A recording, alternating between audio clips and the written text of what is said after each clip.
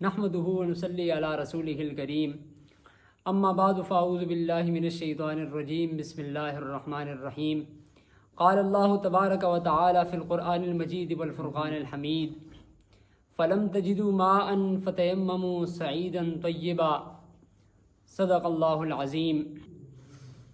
میں ہوں آپ کا میزبان مفتی عمر ریاض۔ آپ دیکھ رہے ہیں سداد قرآن اکیڈمی کا آفیشیل یوٹیوب چینل۔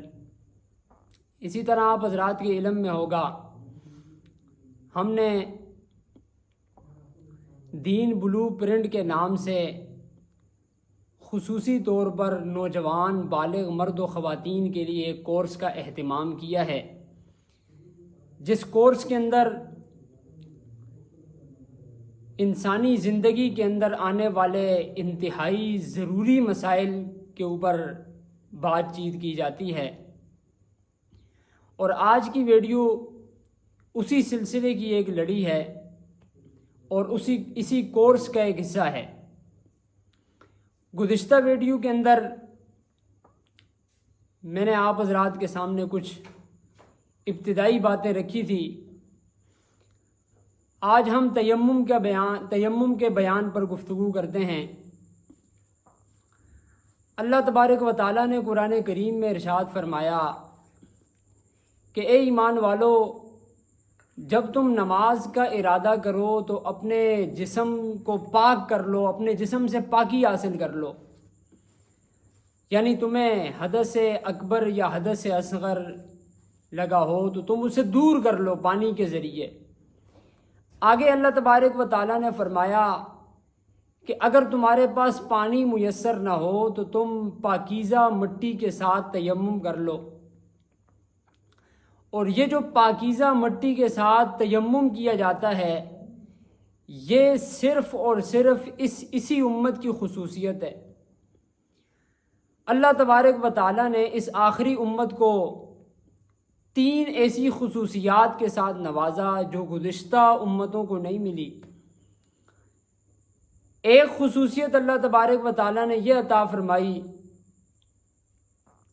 کہ اس امت کے لیے تمام زمین کو سجدہ کرنے کی جگہ بنا دیا، یعنی مسجد بنا دیا۔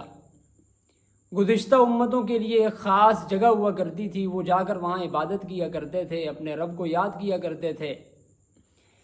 اس امت کے لیے مسجد اور مسجد کے علاوہ جتنی بھی زمین ہے اس تمام کو مسجد بنا دیا، یعنی سجدہ انسان کرنا چاہے، نماز پڑھنا چاہے تو وہ کر سکتا ہے۔ اسی طرح دوسری خصوصیت اس امت کو یہ ملی کہ یہ امت سب سے آخر میں آنے کے باوجود سب سے پہلے جنت میں جائے گی۔ اور تیسری خصوصیت اس امت کو یہ ملی کہ اس امت کے لیے پانی کی عدم موجودگی کی صورت میں تمام پاکیزہ مٹی کو اس امت کے لیے تیمم اور وضو کے قائم مقام بنا دیا۔ یعنی انسان کے پاس اگر پانی نہ ہو، پانی کے اوپر قدرت نہ پا سکے تو وہ پاکیزہ مٹی کے ذریعے تیمم کر سکتا ہے۔ اچھا، بعض مرتبہ یہ سوال بھی ذہن میں آتا ہے کہ ہم صرف مٹی سے ہی تیمم کریں، آیا کسی اور چیز کے ذریعے بھی ہم تیمم کر سکتے ہیں یا نہیں کر سکتے؟ تو محدثین نے اس کا ایک قاعدہ کلیہ بتایا ہے کہ جو چیز زمین کی جنس میں سے ہو اس چیز کے ساتھ آپ تیمم کر سکتے ہیں۔ یعنی جو چیز زمین کی جنس میں سے ہو، یعنی جو چیز پگھلانے سے پگھلتی نہ ہو اور جلانے سے جلتی نہ ہو، اس چیز کے ساتھ آپ تیمم کر سکتے ہیں۔ اسی طرح تیمم کیسے کیا جائے گا؟ تو حدیث شریف کے اندر آتا ہے کہ مٹی کے اندر، پاکیزہ مٹی کے اندر اپنے 2 ہاتھ نیچے اس کے اندر ڈبو دیے جائیں گے اور پھر اس سے 2 ضربیں لگائی جائیں گی۔ اپنے دونوں ہاتھوں کی چاروں انگلیوں کو یوں سامنے رکھتے ہوئے اس طرح آپس میں ملا دیا جائے گا، اور پھر اس کے ساتھ اپنے چہرے کو، اپنے دونوں ہاتھوں کو کونیوں سمیت، اور اسی طرح پھر اپنے پاؤں کے اوپر اس طرح لگا کر اس تیمم کو اختتام کیا جائے گا۔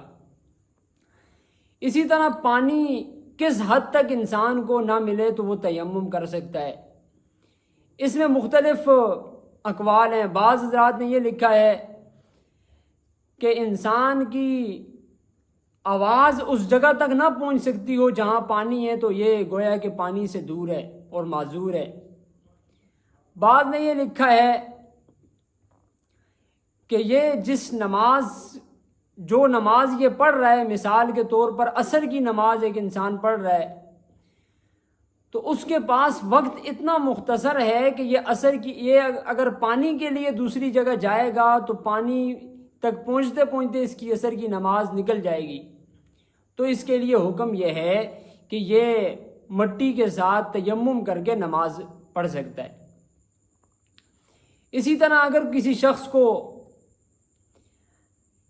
پانی نہ ملے اور وہ تیمم کر لے پاکیزہ مٹی کے ساتھ اور پھر نماز بھی پڑھ لے، نماز پڑھ لینے کے بعد دوبارہ اس کو پانی نظر آ جائے تو اس کا تیمم اور اس کی جو تیمم سے پڑھی ہوئی جو نماز تھی وہ باطل ہو جائے گی۔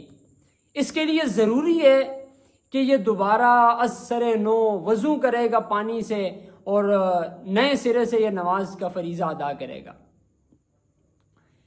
اسی طرح اگر کوئی شخص پانی کو دیکھ تو لیتا ہے، یعنی تیمم اس نے کیا مٹی کے ساتھ، اس کے بعد اس نے پانی کو دیکھ لیا تو اس کا تیمم باطل ہو جاتا ہے، لیکن اس کے اندر ایک نکتے کی بات یہ ہے کہ پانی کے استعمال پر اس کو قدرت بھی ہونی چاہیے۔ اب بعض مرتبہ انسان مثال کے طور پر ٹرین کے اندر بیٹھا ہوتا ہے یا کسی اور چیز میں، ہوائی جہاز میں بیٹھا ہوا ہے، تو یہاں سے جب ٹرین چلے گی تو رستے میں اس نے پانی کو دیکھ لیا، لیکن اس کو قدرت نہیں ہے کہ یہ نیچے اتر کر وہاں سے وضو کر لے پانی سے۔ یا انسان کو کسی دشمن کا خوف ہے، یا اسی طرح انسان کسی قید خانے کے اندر بند ہے اور اس نے اپنی کوشش بھی کی لیکن اس کو کوئی پانی پہنچانے والا نہیں ہے، تو پھر اس نے پانی کو دیکھ بھی لیا لیکن قدرت نہ ہوتے ہوئے اس کے لیے جائز ہے کہ یہ مٹی کے ساتھ تیمم کرے اور اپنے نماز کا فریضہ ادا کرے۔ اس سے ہمیں یہ پتہ چلا کہ نماز کا فریضہ اتنا اہم ہے اور اتنا اہمیت کا حامل ہے کہ اگر ایک انسان کے پاس پانی نہ ہو تو وہ مٹی کے ساتھ اپنے آپ کو پاک کرے اور نماز کا اہتمام کرے۔